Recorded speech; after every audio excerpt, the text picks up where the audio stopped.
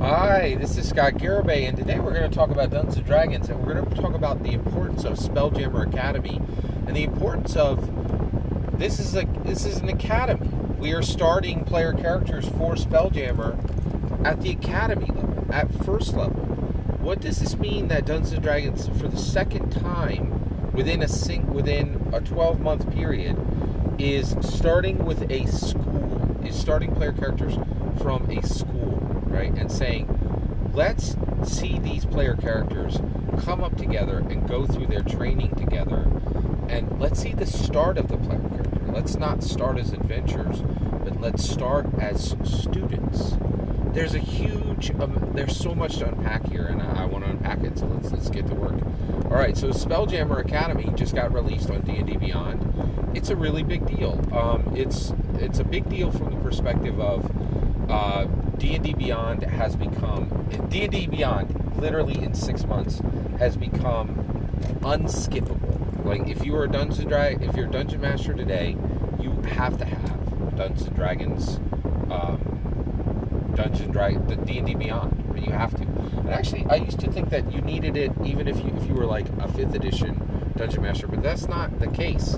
Even if you're a legacy Dungeon Master, you still need D&D Beyond, and the reason why is like the things you care about in every edition. Vecna, right, is right there in D&D Beyond. Like, you don't really have an understanding of Vecna if your only source is some crusty old black and white tome with bad art and and a good cover, right? Like, if you're going to understand Vecna, in any edition you need D&D 5e, right? Because you want to understand him at the base level, right? And and this was very unexpected. Nobody expected D&D Beyond to be like invaluable immediately, right? Like, but I totally get it. I understand why. Wizards Coast is like $145 million, a lot of money. We're going to get our value out of this, right? And they have, like, if you're a Dungeon Master today, you cannot not be on D&D Beyond. You can if you're if you're a scrub DM, you can, right? Like, you don't really care about the value of, if you don't care about your players or the quality of your game, you don't have to. But there's so much content being given away for free. There's so much, early access being given away for Dungeons and Dragons. Not even on new stuff, but on like super old stuff like Vecna. That it's part. D&D Beyond has immediately, right now, presently become absolutely invaluable, and every Dungeon Master needs it, right? And the nice thing is it's free. You can just go get an account. It doesn't, all it requires is your name, your email, and your mobile. The most important, which is probably worth more than all the money. People don't understand this, but just having those things and having them going forward is worth more than all the money you'll ever pay for hardbacks. The only people who are like, the future of D&D is the purchase of hardbacks. They don't care about the money they're getting from hardback books or their digital content costs. They got way bigger fish to fry, right? And those fish are AAA games, Hollywood, multi-billion-dollar, possibly multi-billion-dollar properties, selling Elminster on a towel, right? Like, nobody cares about, the actual, it's just like with comic books, right? Nobody cares how many comics get sold, right? It's about the much, much larger markets that are attached to these intellectual properties, right? But what's really amazing about the Spelljammer Academy is it's an academy, right? And this is huge, right? They're saying, hey, you're starting your character at first level, and you are starting in this academy, right? And you are protected, right? They're like, the only combat in Spelljammer Academy is a simulation, and they're saying, hey, welcome to the academy. We're going to show you your first Spelljammer ship. We're going to show you how to hoist the mizzen mast, and you're going to get your provisions. You're going to get all your weapons and equipment, and you're going to be a student. You're going to Harry Potter it, Hermione Granger it, Ron Weasley it with your other player characters, and you guys are going to have that Hogwarts friendship, right? And there's so much here, right? This goes to that thing of, in normal Dungeons and Dragons, in every version, they're like, you're an adventurer. And then, Sally goes, well, I walk off and pout in a corner by myself because I'm super cool and don't need a group, right? And they're like, no, cut that noise, man. You've known these people from your school days. And so they're like, we're not even starting at the adventure level anymore. We're starting at the social interaction level. And just like Strixhaven pushed combat back and said, let's deal with social interaction first, right? And let's make sure that your player characters have a reason to be together, that they really like each other, and there is a functional reason why all this is happening, right? Why you can slay dragons together, because you actually trust each other and you care about each other, right? They're going even further. They're building those bonds and flaws beyond, to the point where they really have mechanical impact, right? And so this Spelljammer Academy is what this Spelljammer Academy on D&D Beyond is a gigantic neon sign that says DM Bloodworth was wrong, and Amanda Heyman is the future of Dungeons & Dragons, because she echoes back to the history of Dungeons & Dragons, right? In 1974, Dungeons & Dragons was born. The first pillar arrived, combat. For 48 years, we worked on the pillar of combat.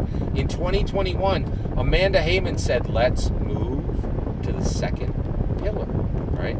Let's start to make social interaction as important in the game as combat.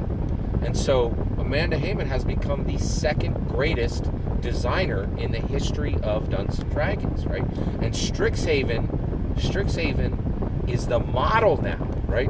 There's some ridiculous comment below. Somebody was like, Strixhaven didn't sell well. By what source? Nobody knows the numbers for the 5th edition hardback books. You think they're out there and I just didn't see them? No, they don't get reported anywhere.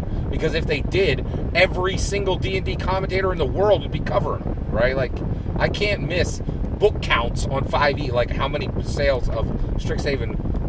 Somebody said, oh, it's not selling well. That's a ridiculous statement. There are no sales numbers anywhere for Strixhaven or any 5th edition book, right? Like, and so the reality is we don't know, right, what the sales were for Strixhaven. But what we do know is that D&D design team is like, holy cows, Amanda Heyman did it, right? She is the second, spark, right? First was in 1974. Next is in 2021. Strixhaven is the second most important book in all of Dungeons & Dragons, right? Like, beyond the core books, beyond the core rule books of every edition, right? So it's at that second tier, right?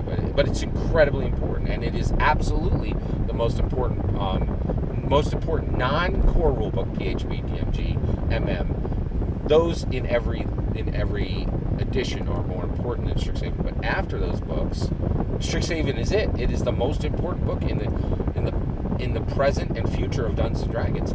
And this is a model now. They're like, we want you to see the full life of your character. When they trained, your player characters are bound together by that Harry Potter, Ron Weasley, Hermione Granger friendship, right?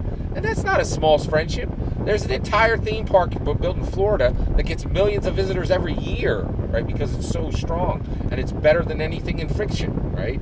And it's incredible, right? And they're like, we want no more dark, moody adventures sitting sitting in a corner pouting. You can't do that because you came up together, and here's your Hogwarts, right? Here, and here we're seeing Hogwarts for shipping.